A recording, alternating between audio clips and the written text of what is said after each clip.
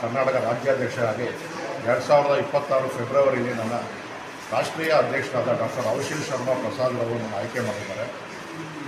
ಈ ಮೇ 31ನೇ ತಾರೀಕು ಬೆಂಗಳೂರು ಪೂರ್ವ ಜಿಲ್ಲೆಯ ಕೆ.ಆರ್. ವಿಧಾನಸಭಾ ಕ್ಷೇತ್ರದ ಕಲ್ಕೆರೆ ವಾರ್ಡ್ನಲ್ಲಿ ಒಂದು ಕಾರ್ಮಿಕರಿಗೋಸ್ಕರ ಕಾರ್ಮಿಕ ಉತ್ಸವ ಅಂತ ಒಂದು ಕಾರ್ಯಕ್ರಮವನ್ನು ಮಾಡ್ತಾಯಿದ್ದೀವಿ.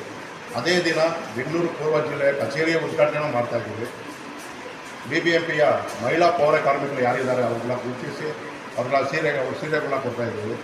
ಮತ್ತು ಕಾರ್ಮಿಕರ ಸೇವಾರತ್ನ ಪ್ರಶಸ್ತಿ ಅಂತ ಕಾರ್ಮಿಕರಿಗೋಸ್ಕರ ಯಾರು ಹೋರಾಟ ಮಾಡ್ತಾಯಿದ್ದಾರೆ, ಕಾರ್ಮಿಕರಿಗೆ ಯಾರು ಸಹಾಯ ಮಾಡ್ತಾಯಿದ್ದಾರೆ ಅಂಥವ್ರನ್ನೆಲ್ಲ ಗುರುತಿಸಿ ಕಾರ್ಮಿಕರ ಸೇವಾರತ್ನ ಪ್ರಶಸ್ತಿ ಅಂತ ಒಂದು 30 ಜನನ ಗುರುತಿಸಿ ಅವತ್ತು ಕಾರ್ಯಕ್ರಮ ಮಾಡ್ತಾಯಿದ್ದೀವಿ. ಎಷ್ಟು ಜನ ಸೇರ್ತಾರೆ ಸರ್ ಕಾರ್ಯಕ್ರಮ? ರಾಷ್ಟ್ರೀಯ ನಮ್ಮ ಅಧ್ಯಕ್ಷರಾದ ಡಾಕ್ಟರ್ ಅವ್ರು ಬರ್ತಾಯಿದ್ದಾರೆ, ರಾಷ್ಟ್ರೀಯ ಅಧ್ಯಕ್ಷರು ಬರ್ತಾಯಿದ್ದಾರೆ.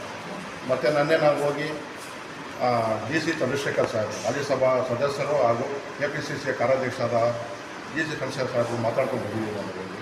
ಅವರು ಮಾಡಿ ನಾವು ಜೊತೆಲಿರ್ತೀವಿ ಅಂತ ಹೇಳಿದ್ದಾರೆ.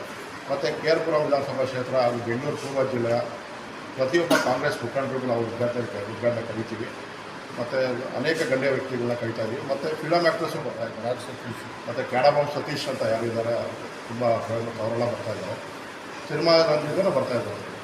ಕಾರ್ಮಿಕರ ಕುಂದುಕೊರತೆಗಳು ಇವತ್ತೇನು ಅವರಿಗೆ ಕುಂದುಕೊರತೆಗಳು ಏನೇನಿದೆ ಅದೆಲ್ಲ ಬಗೆಹರಿಸಿ ನಾವು ಕೊಡ್ತೀವಿ ಕಾರ್ಯಕ್ರಮದಲ್ಲಿ.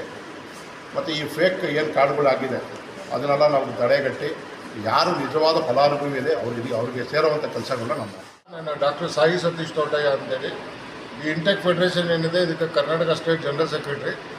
ಈಗ ಇಂಟೆಕ್ ಫೆಡರೇಷನ್ 2019 ತುಂಬ ಹಳೆಯದು. ಇಂಟೆಕ್ ಫೆಡರೇಷನ್ನು ಅವಶೀಲ್ ಪ್ರಸಾದ್ ಅವರಿಗೆ 2019ಕ್ಕೆ ಬಂದಿರೋದು. ಅವರು ನಮಗೆ 2026 ಕರ್ನಾಟಕಕ್ಕೆ ನಮ್ಮ ಆತ್ಮೀಯ ಸ್ನೇಹಿತರಾದ ಪ್ರಸಾದ್ ಆರಾಧ್ಯ ಅವರಿಗೆ ಅಧ್ಯಕ್ಷರು ಮಾಡಿದ್ದಾರೆ.